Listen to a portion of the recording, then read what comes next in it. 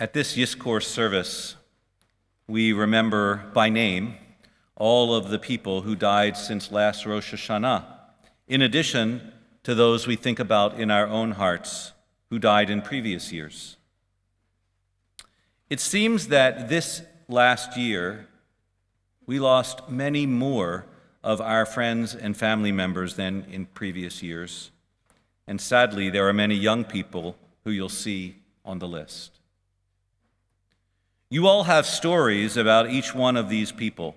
These are mothers and fathers and sisters and brothers, aunts and uncles, grandparents and cousins, and tragically, children of our members. Each person has a story. Each person we remember with honor. And yet, since March of 2020, when we had to abandon our normal morning practices because of COVID, many of the surviving family members of those who died grieved alone or nearly alone. Think back before COVID. For generations, Jews mourned in community. We came together at the temple, the funeral home, the cemetery, or a shiva home and embraced our mourners. We hugged. We shared tears together. We consoled each other the way that we knew best, by being there, right there, for our friends, our neighbors, our family members. COVID stole that from us. Until recently, we grieved, and in some cases continue to grieve, via computer screen. Sanctuary funerals gave way to Zoom funerals or graveside funerals with only 10 people allowed. Shiva has been mostly on Zoom. Do you remember back when people used to come over for Shiva and bring with them food? It was a tradition of comforting the mourners by providing for their needs. The Jewish mourner, by tradition, doesn't do anything. Their job is solely to grieve. They shouldn't work. They shouldn't cook or clean. They shouldn't even look in the mirror to see how they look so they won't focus on themselves. Their job was to focus on the person for which they are grieving. While technology allowed us to be present virtually in many cases, it did not offer us the comfort of the community. Coming to your house, bringing a plate of food, embracing you with that comforting hug, or letting you cry on someone's shoulder. Finding comfort at a moment of deep loss helps us through our journey of grief. It gives us meaning to know that we are not alone. And so I feel for all of you who have lost loved ones since the start of the pandemic, because we missed that opportunity to shower you with our hugs and our love through the power of this community. I especially feel so badly that we couldn't come together as a community in this sanctuary to mourn the loss of our founding rabbi, Laszlo Berkowitz, the sanctuary that he built.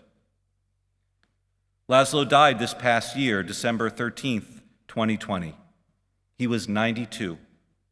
Just a few months short of his 93rd birthday, he was an amazing man, a man who survived Nazi death camps, where he lost most of his family, and came here after attending the Hebrew Union College in Cincinnati as our first rabbi in 1963.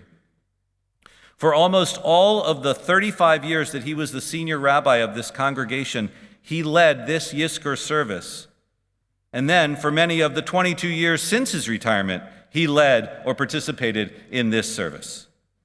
This service was so important to him as he embodied what it meant to bring comfort to those who grieve. Rabbi Berkowitz escaped the horrors of a Nazi death camp, lost more than one could ever know, came to this country, made it his new home, chose to embrace God while other Holocaust survivors rejected their faith in the face of tragedy, decided to become a rabbi, came here when 36 families were building a new congregation in Northern Virginia, and grew Temple Rodef Shalom from 36 families to over 900 families, the largest congregation in Virginia when he retired in 1998. And now, this congregation is one of the largest in the country, with almost 1,800 families. What an astonishing story of a community led by, first, this amazing man.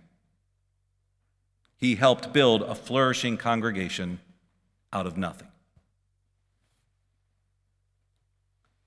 For me personally, Laszlo, or Larry as he liked to be called, was a gift because he brought the gift of music to Temple Road of Shalom, as he was our rabbi and cantor during his rabbinate, a gifted singer who sang with the cantor in his Hungarian synagogue as a boy. His beautiful baritone and his desire to bring the highest level of Jewish music to Northern Virginia endeared him to so many, including me. It has been my honor, and I know the honor of Cantor Rhodes and the other cantors who have sung from this bima, to continue the tradition of quality sacred music here at Temple Road of Shalom, because this was Larry's passion.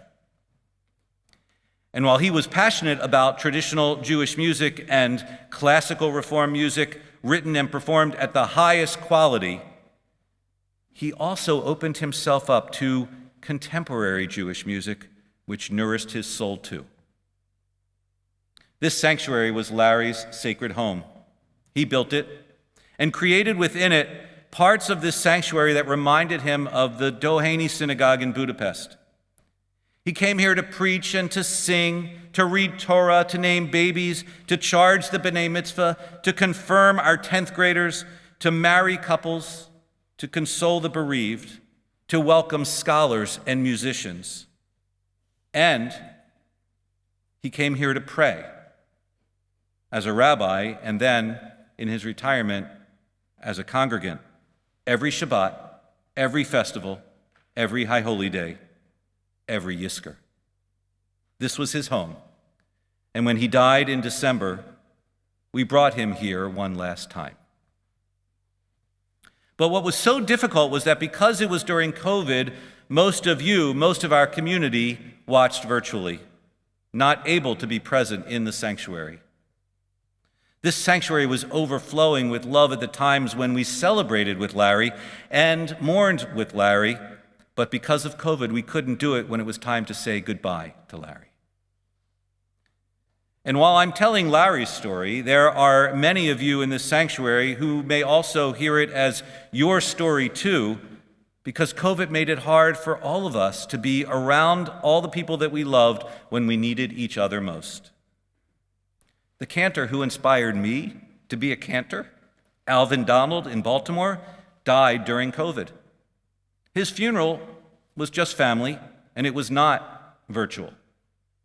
I couldn't properly say goodbye to this influential figure in my life. Maybe this is your story too. If you heard Rabbi Bernstein's sermon last night or this morning, you'll know she talked about how we have not been able to fully experience the comfort of Jewish mourning rituals because of COVID. How the presence of a community at a funeral or a shiva house allows you to hear other people tell you their stories of the person you loved, which helps you process your loss, or for you as the mourner to tell stories about your loved ones to us. We miss this communal embrace over the last year and a half. And while we are certainly not back to normal yet, as evidenced by the number of people in this sanctuary right now, we are inching closer.